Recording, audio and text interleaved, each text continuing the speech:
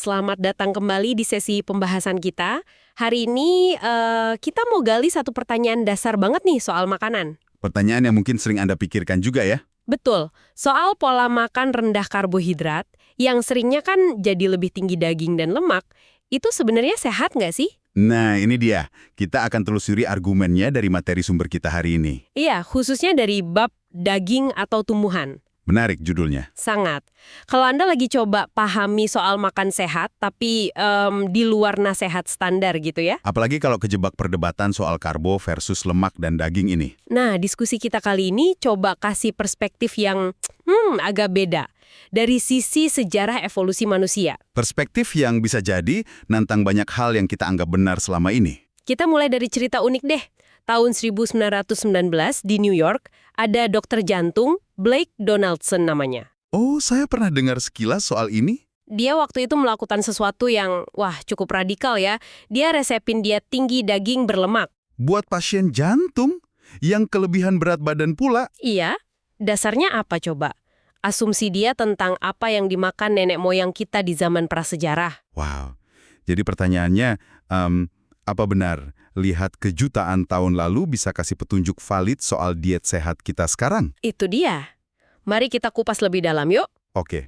Nah, argumen inti dari sumber ini kan berangkat dari ide kalau tubuh kita secara genetik gitu ya, sebenarnya lebih cocok sama makanan yang kita makan paling lama dalam sejarah. Era Paleolitikum itu ya? Betul, itu kan lebih dari 99,5% waktu kita di bumi. Jutaan tahun loh. Jauh banget dibanding era pertanian, apalagi era industri yang baru sebentar. Iya kan? Nah, logika ini gimana pandangan ahlinya? Logika ini sebenarnya punya dasar ilmiah yang kuat kok. Sejalan sama pandangan Geoffrey Rose, seorang epidemiolog terkenal. Oh ya, gimana tuh?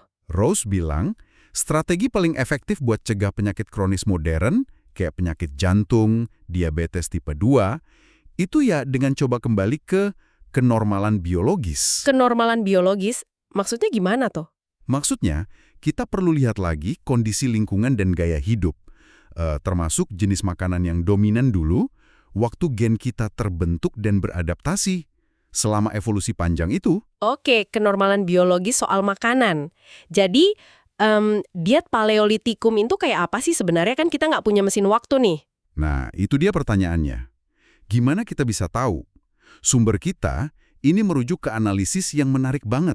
Analisis apa tuh? Studi komprehensif terhadap 229 populasi pemburu pengumpul modern yang dietnya sempat didokumentasi sebelum mereka kena pengaruh barat.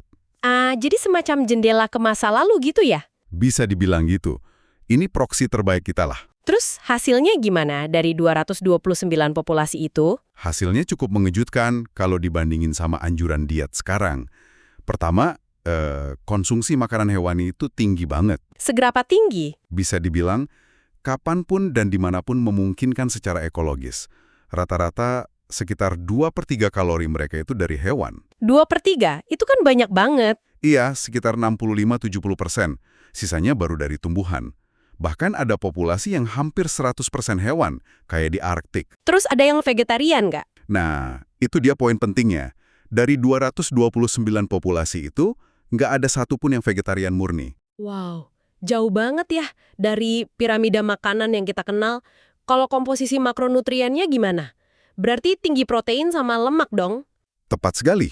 Proteinnya tinggi, antara 19-35% kalori, bandingin sama diet barat modern yang cuma sekitar 15%. Lumayan jauh bedanya. Lemaknya? Lemaknya juga signifikan, antara 28-58% kalori. Bahkan pada kelompok kayak Inuit pramodern bisa sampai 80%. 80% lemak. Gila. Tapi ini lemak apa aja nih? Nah, ini menarik. Bukan cuma lemak dari daging otot tanpa lemak, kayak yang populer sekarang. Justru sebaliknya. Maksudnya? Mereka itu sangat menghargai dan lebih milih hewan atau bagian tubuh hewan yang paling berlemak. Oh iya, contohnya? Organ dalam, kayak hati, otak, lidah, terus lemak bawah kulit, bahkan sumsum tulang. Itu yang dicari. Wah, ini benar-benar kebalikan ya sama tren lean meat sekarang yang digembar-gemborin rendah lemak. Justru mereka cari yang paling berlemak. Betul, preferensi yang sangat beda. Lalu, karbohidratnya gimana? Kalau lemak dan proteinnya tinggi, berarti karbohidratnya rendah dong. Iya, betul. Kalau pakai standar diet barat modern, asupan karbohidrat mereka itu rendah. Rata-rata cuma sekitar 22-40% kalori. Sumbernya dari mana tuh karbohidratnya? Pasti bukan roti atau nasi kan? Jelas bukan dari biji-bijian, sereal kayak gandum, beras, jagung, tapi dari tumbuhan liar. Tumbuhan liar seperti apa? Ya, umbi-umbian liar, kacang-kacangan liar, biji-bijian liar, sayuran liar, buah-buahan liar yang musiman. Dan itu beda ya karakteristiknya sama tanaman budidaya? Beda banget. Tumbuhan liar itu umumnya densitas karbohidratnya lebih rendah, seratnya jauh lebih tinggi, dan indeks glikemiknya rendah. Artinya nggak bikin gula darah melonjak cepat gitu ya? Tepat. Nggak kayak karbohidrat olahan zaman sekarang. Jadi kalau kita simpulkan nih ya, makanan pokok kita sekarang kayak roti, pasta, nasi putih, sereal, susu sapi, minuman manis, minyak sayur olahan, gula, permen. Yang totalnya bisa lebih dari 60-70% kalori di negara barat. Itu semua praktis nggak ada atau minimal banget ya di diet nenek moyang kita selama jutaan tahun itu? Betul. Hampir tidak dikenal. Implikasinya apa nih dari sudut pandang evolusi ini? Implikasinya cukup provokatif ya. Kalau kita terima prinsip adaptasi genetik dan kenormalan biologis tadi, Iya. maka masuk akal banget buat curiga kalau lonjakan konsumsi pati yang gampang dicerna kayak tepung putih, nasi putih, terus karbohidrat olahan umumnya, dan gula, Itu biang keladinya. iya itu tersangka utama epidemi obesitas dan penyakit metabolik modern. Kenapa? Ya simpelnya, tubuh kita nggak punya waktu evolusi yang cukup buat beradaptasi ngolah makanan jenis ini sebanyak sekarang. Sebaliknya, daging, ikan, unggas, telur, Termasuk bagian berlemaknya ya, sumber protein dan lemak hewani itu justru tampaknya jadi makanan pokok yang sehat buat manusia selama periode waktu yang sangat panjang. ini benar-benar kayak memutarbalikkan semua yang kita pelajari ya. Soal diet seimbang yang dasarnya biji-bijian, terus harus batasi lemak jenuh dan daging merah. Perspektif evolusi ini memang menawarkan narasi alternatif yang sangat berbeda. Mungkin kedengarannya radikal buat sebagian orang. Selain lihat ke masa lalu, ada fenomena modern juga kan yang disorot di materi kita ini sebagai bukti pendukung. Betul, namanya transisi nutrisi. Apa itu transisi nutrisi? Itu pola yang konsisten banget diamati peneliti kesehatan masyarakat di mana-mana. Apa yang terjadi kalau populasi yang tadinya terisolasi dengan diet tradisionalnya mulai adopsi gaya hidup dan pola makan barat modern? Nah, itu dia. Polanya jelas banget. Dan sayangnya negatif. Maksudnya? Hampir selalu, begitu populasi ini beralih ke diet barat, yang kayak tepung olahan, gula, minyak sayur industri, makanan ultra-proses, mereka mulai kena penyakit-penyakit yang tadinya jarang banget atau bahkan nggak ada sama sekali di komunitas mereka. Penyakit apa aja tuh? Yaitu penyakit yang sering kita sebut penyakit peradaban atau penyakit gaya hidup barat. Obesitas merajalela, diabetes tipe 2, penyakit jantung koroner, stroke, darah tinggi. Kanker juga, Iya, beberapa jenis kanker kayak usus besar, payudara, prostat, demensia, kayak Alzheimer. bahkan masalah yang dianggap sepele kayak gigi berlubang, jerawat, wasir juga meningkat. Ada contoh nyatanya nggak di sumber kita? Ada beberapa yang mencolok. Misalnya, tingkat kanker payudara pada wanita keturunan imigran Jepang yang pindah ke AS. Itu naik pesat nyamain tingkat populasi Amerika lokal cuma dalam 1 atau 2 generasi. Cepat juga ya perubahannya? Iya. Hal serupa juga terjadi pada suku Inuit di Arktik dan suku Indian Pima di Arizona. Begitu mereka tinggalin diet tradisional mereka, yang seringnya tinggi lemak dan protein hewani, terus beralih ke makanan toko kayak roti, soda, makanan kaleng. Tingkat obesitas dan diabetesnya melonjak. Melonjak drastis, sampai jadi salah satu yang tertinggi di dunia. Contoh lain, kanker usus besar katanya 10 kali lebih umum di pedesaan Connecticut AS dibanding pedesaan Nigeria waktu penelitian itu, di mana dietnya masih lebih tradisional. Alzheimer juga disebut tadi. Betul. Prevalensinya lebih tinggi pada orang Jepang Amerika di AS dibanding orang Jepang yang masih di Jepang dengan gaya hidup dan diet lebih tradisional. Oke. Tapi kan pandangan umumnya biasanya nyalahin semua paket gaya hidup barat ya? Iya, itu yang paling gampang. Terlalu banyak daging olahan, makanan cepat saji, gula, kalori kebanyakan, kurang sayur buah, plus kurang gerak, stres, polusi, dan lain-lain. Semua dianggap bareng-bareng. Tapi argumen di bacaan ini ngajak kita mikir lebih kritis kan? Apa iya semua aspek itu sama buruknya? Nah, itu dia. Analogi kayak rokok tadi, kita tahu rokok itu penyebab dominan kanker paru, walau perokok mungkin punya kebiasaan jelek lain. Kita nggak bilang seluruh gaya hidup barat sebabkan kanker paru, tapi kita tunjuk rokok sebagai biang kerok utamanya. Jadi pertanyaannya, mungkinkah ada tersangka utama juga dalam perubahan diet yang spesifik memicu penyakit kronis lain di transisi nutrisi ini? Disinilah argumennya jadi menantang. Kalau kita lihat lebih teliti, ada populasi non-barat yang diet tradisionalnya beda banget sama anjuran barat, tapi mereka relatif bebas penyakit kronis ini sebelum modernisasi. Contohnya siapa? Contoh klasik ya, suku Inuit tradisional atau suku Masai di Afrika Timur. Diet mereka kan tinggi banget lemak dan protein hewani. Konsumsi tumbuhan, buah sayur itu minimal atau musiman. Tapi mereka sehat-sehat aja dari penyakit barat itu. Dulu iya, penyakit jantung, diabetes, kanker itu jarang banget pada mereka. Ini nunjukin setidaknya dua hal. Pertama, makan banyak daging dan lemak hewani itu sendiri mungkin bukan penyebab utama penyakit-penyakit ini. Oke. Kedua, makan banyak buah dan sayur, walau bagus, mungkin nggak mutlak diperlukan buat mencegah penyakit-penyakit ini. Di sisi lain, ada juga populasi vegetarian tradisional, kayak di India. Gimana dengan mereka? Mereka tetap aja ngalamin peningkatan penyakit jantung dan diabetes ketika mereka adopsi aspek lain diet modern, terutama naiknya konsumsi gula dan minyak olahan. Jadi, kalau bukan daging atau lemak hewani itu sendiri, dan bukan cuma karena kurang buah sayur, terus apa dong faktor pembeda kunci yang paling konsisten antara diet barat modern yang bikin sakit sama semua jenis diet tradisional, mau karnivor atau herbivor, yang kelihatannya melindungi? Menurut perspektif sumber ini, tersangka utamanya ya balik lagi ke jenis makanan yang baru dan melimpah di diet modern. Makanan yang praktis nggak ada di era Paleolitikum dan juga terbatas banget di populasi tradisional yang sehat tadi. Apa aja tuh? Sebut lagi deh. Ya, itu loh. Biji-bijian sereal terutama yang jadi tepung halus, produk susu dalam jumlah besar dan dari spesies lain, minuman manis, gula atau sirup fruktosa, minyak biji-bijian dan sayuran olahan industri yang tinggi omega-6, gula rafinasi, dan makanan ultra-proses yang isinya campuran bahan-bahan itu.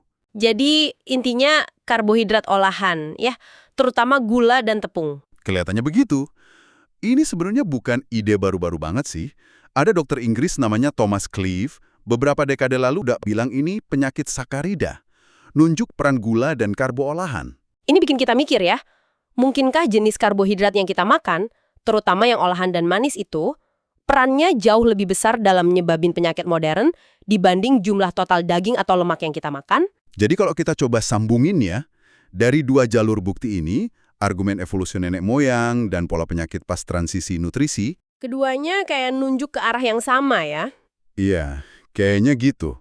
Kecurigaan utamanya jatuh ke karbohidrat olahan dan gula sebagai faktor pendorong utama obesitas dan penyakit gaya hidup barat. Bukan otomatis nyalain daging atau lemak secara keseluruhan. Tentu, begitu dengar ini pasti banyak yang langsung, wah alarmnya bunyi. Pertanyaan besarnya kan, gimana soal lemak jenuh? Nah, ini dia, the elephant in the room. Kan kita udah dikasih tahu puluhan tahun kalau lemak jenuh dari daging, mentega, minyak kelapa itu nyumbat arteri, bikin penyakit jantung. Udah kayak dogma ya. Betul, udah mengakar kuat banget.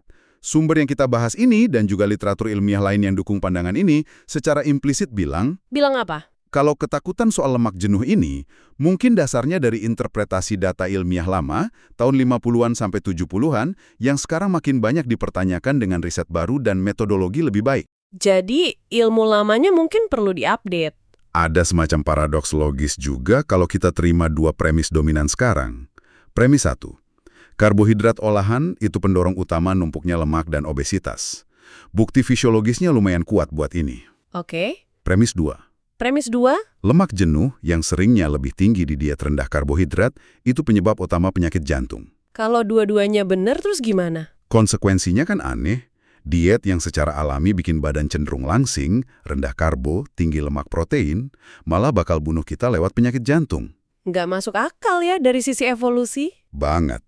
Nggak mungkin nenek moyang kita bertahan jutaan tahun dengan diet yang inherently mematikan. Artinya, kemungkinan besar salah satu asumsi itu atau mungkin dua-duanya perlu ditinjau ulang ya? Iya, Mengingat bukti makin kuat kalau karbo olahan dan gula itu berperan besar di disregulasi insulin, lemak perut, sindrom metabolik, yang semuanya faktor risiko utama penyakit jantung. Mungkinkah fokus kita ke bahaya lemak jenuh selama ini agak salah arah? Nah, itu pertanyaannya. Mungkinkah justru karbohidrat olahan yang sama, yang bikin kita gemuk, itu juga kontributor signifikan ke penyakit jantung? Mungkin lewat mekanisme peradangan atau gangguan metabolik lain? Ini benar-benar pergeseran paradigma yang mendasar ya. Banget. Kalau ternyata makanan yang paling kuat secara hormonal nyimpen lemak, karbo olahan gula, itu beda sama makanan yang paling kita takuti buat jantung, lemak jenuh daging. Gimana seharusnya ini mengubah cara kita mikir soal diet sehat? Bukan cuma buat nurunin berat badan ya. Betul. Tapi buat strategi dasar pencegahan penyakit kronis dan kesehatan jangka panjang. Kalau boleh saya rangkum sedikit ya, pembahasan kita dari sumber ini hari ini nunjukin argumen dari dua sisi, sejarah evolusi dan pola penyakit modern. Dan keduanya mengerucut ke satu arah. Iya, perspektif ini kuat banget nunjuk kalau karbohidrat olahan dan gula yang relatif baru dan banyak banget di diet kita, itu kemungkinan besar faktor nggak alami utama yang terkait sama penyakit gaya hidup barat. Bukan otomatis daging atau lemak, yang udah jadi bagian diet manusia jutaan tahun. Jadi pola makan rendah karbo olahan yang mungkin jadinya lebih tinggi lemak dan protein hewani bisa jadi lebih cocok sama genetik kita ya. Itu argumen utamanya. Nah, sebagai penutup, kami mau kasih Anda satu pertanyaan buat direnungkan. Silakan. Kalau nenek moyang kita, Homo sapiens, bisa bertahan hidup, berkembang biak, nyebar ke seluruh dunia, punya otak kompleks selama jutaan tahun dengan diet kaya lemak dan protein hewani, tapi rendah karbo olahan dan gula yang sekarang melimpah? Perlukah kita mulai mempertanyakan lagi kebijaksanaan konvensional yang selama ini bikin kita takut lemak dan nyuruh kita andalkan biji-bijian olahan dan gula? Asumsi dasar apa sih soal makanan sehat yang selama ini Anda pegang erat? Dan apa asumsi itu masih kokoh kalau dilihat dari bukti yang lebih luas, termasuk dari kacamata evolusi ini? Pertanyaan yang bagus banget buat jadi bahan renungan. Semoga pembahasan mendalam dari bab daging atau tumbuhan ini ngasih Anda perspektif baru ya. Memicu rasa ingin tahu, dan mungkin eksplorasi lebih lanjut. Betul, sesuai dengan tujuan kesehatan Anda masing-masing. Sampai bertemu di sesi berikutnya.